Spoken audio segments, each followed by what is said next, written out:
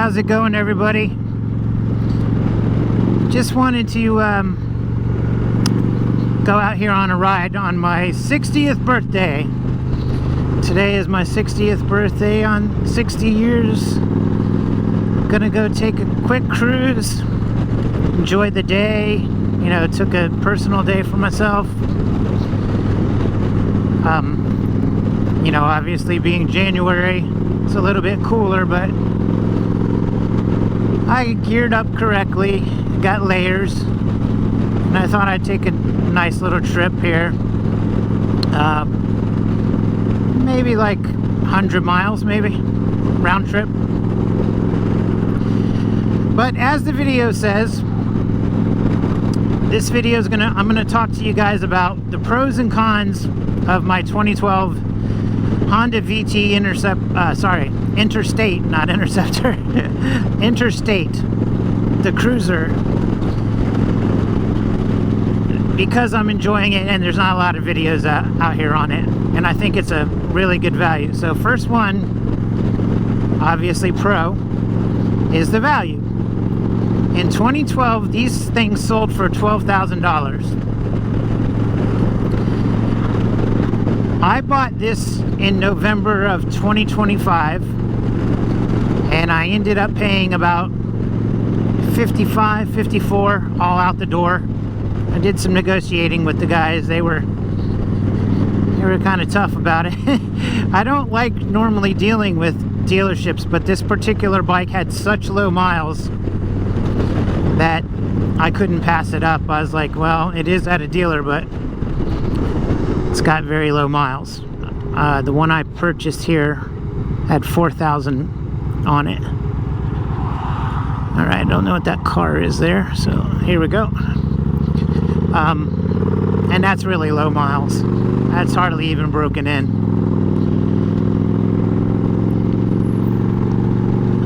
Second pro is the styling.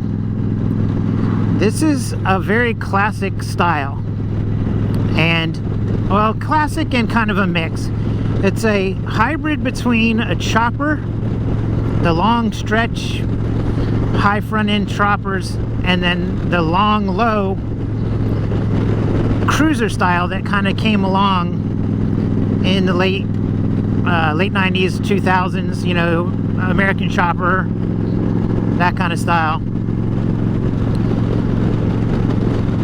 And the pros of that being that long and low gives you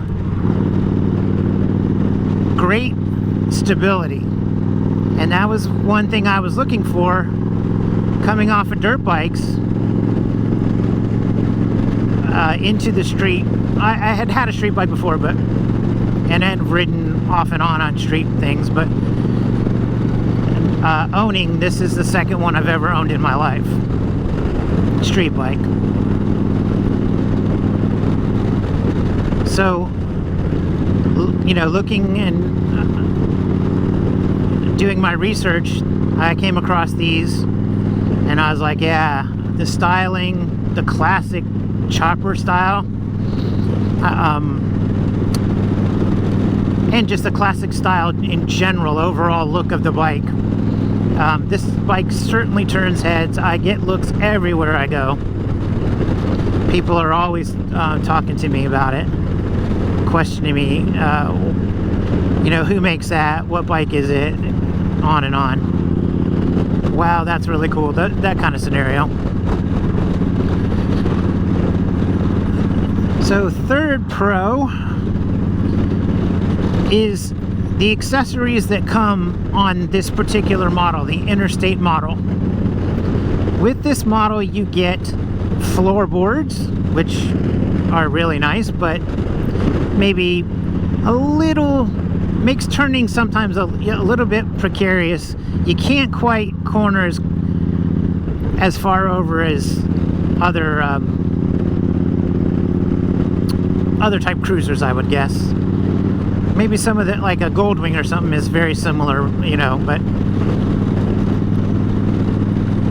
you get the floor, you get the planted feet, so your floorboards let you plant your feet and get really comfortable.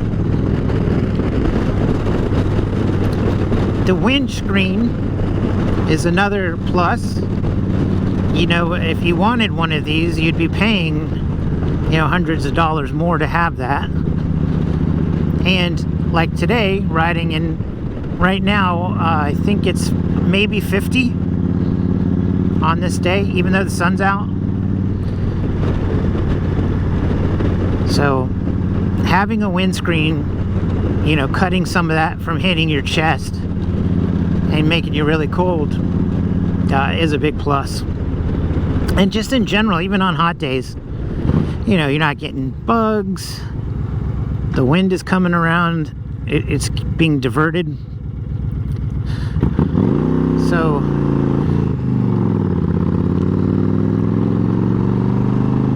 I like it. I think it's a plus. And then you get the saddlebags. While not lockable, which was unfortunate, I found that out. I didn't realize to even think about it beginning wise, but you know, they have hidden levers. You can't really see how to open it per se unless you know what you're doing. But even lockable saddlebags, I mean, how hard are they to really break? If you really want to get in there, you're just going to pull off the top.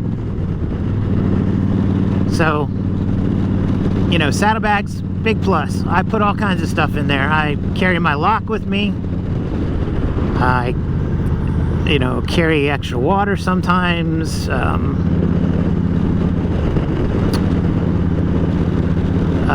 first aid kit. And then, you know, like if I'm peeling layers, jackets, sweaters, gloves, shit's going in there. So, you know, again, big plus with that. Then the fourth would be the engine. This is a liquid-cooled V-twin 1300 cc, 2 spark plug per cylinder, 5-speed, and shaft drive instead of chain or belt. So you've got very minimal maintenance on Honda reliability that will get you, I don't know, I've seen stuff 400,000 or 500,000 miles, no problem. It's all about your maintenance, just keeping up on your oil, changing out your radiator fluid every so often, changing out your brake fluid, you know, the consumables, you know, brake pads. Make sure you get good tires on here all the time and check your tire pressure. But I mean, this thing is bulletproof, engine wise, transmission wise, bulletproof. Never hear anybody complain about Honda quality, and if you do, they're lying. I've owned enough motorcycles to know that Honda really makes some really good stuff. So alright, I'm gonna do a little lefty right here, looks like.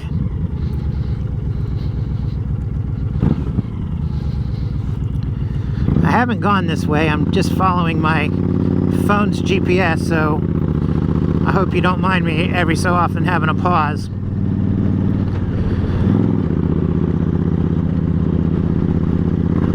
And so getting back to the bike, like I said, Honda engine, Honda quality, you know, how can you knock it?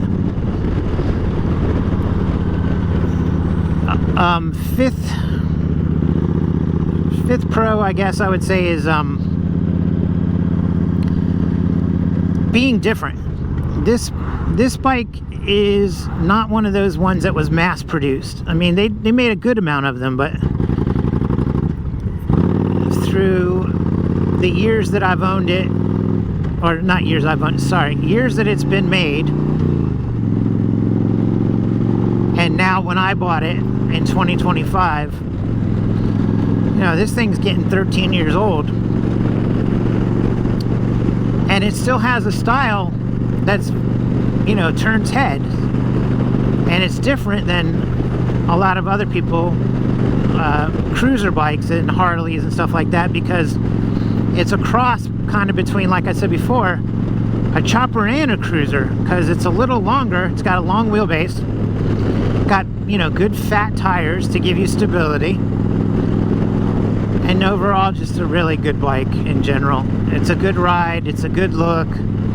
The combination of reliability, style, and, you know, feel, comfort, it has a good cockpit, is just unmatched. I couldn't find anything else, so I'm obviously reinforcing my purchase. But so there's probably more things I'm forgetting, but in general, you know, those are the things that are the pros. Now, just with everything, there are a couple of things. I wouldn't call them cons per se, but I would say they're grievances, or I don't know, dislikes a little bit. The horn, to me, I know it's being petty, but the horn is so damn wimpy. I think it's useless almost. You can hardly hear it when you're riding yourself, let alone someone else hear you. So I give that a little nick.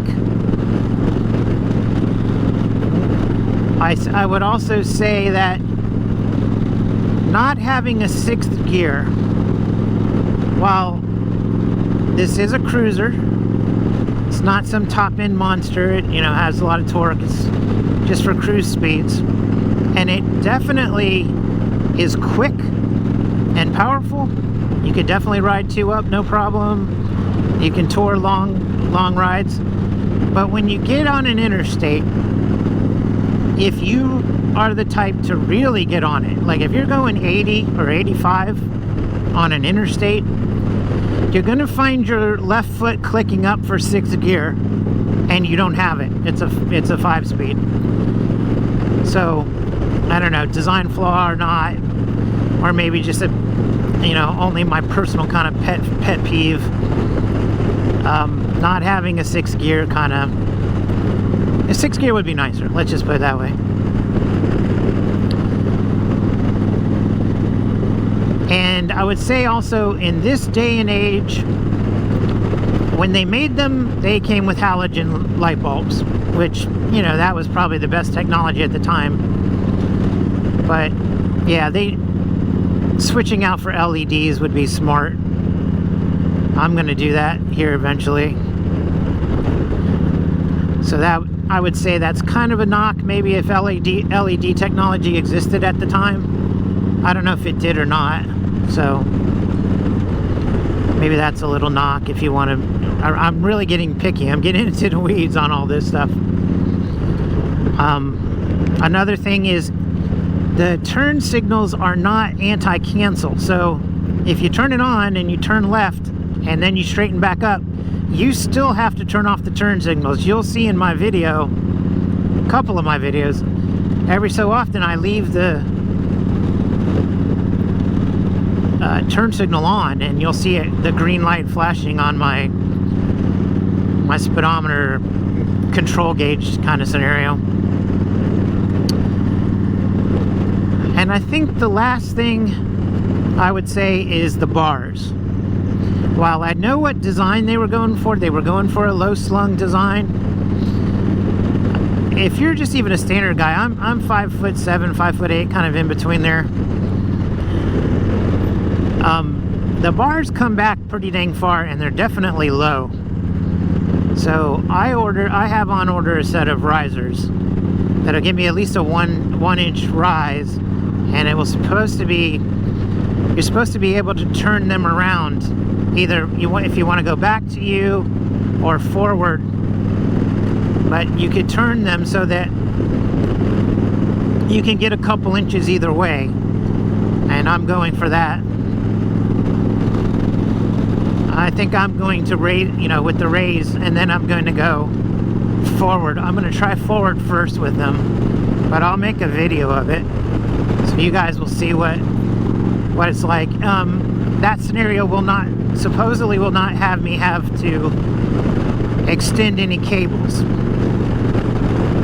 And that was part of the reason why I didn't go any higher with the bar risers, because I didn't want to have to deal with getting any new clutch cable or any throttle cable stuff. Just deal with it as it is. So yeah, that's about it, guys. You know, wanted to just give you a little something to keep posting, keep my regularity up. I'm not going to sit here and promise you every week on Friday at 5 or anything like that, but I'm going to try to keep a more regular schedule. If there's anything you guys want me to delve into as a rider, as cruisers, if you guys are into cruisers and you're following my channel because of that, or you're into this specific Honda Interstate, put it in the comments below. Let me know what you would like me to talk about or address. Well, short of, you know, doing a lot of mods and stuff, because I don't know what I'll necessarily put on here or not, but as far as mods go, yeah, just hit me up in the comments though. Let me know what you think, what you might want me to talk about, what you might want to see videos of, and I'll see what I can do about it. Thank you much, and I will catch you on the next one.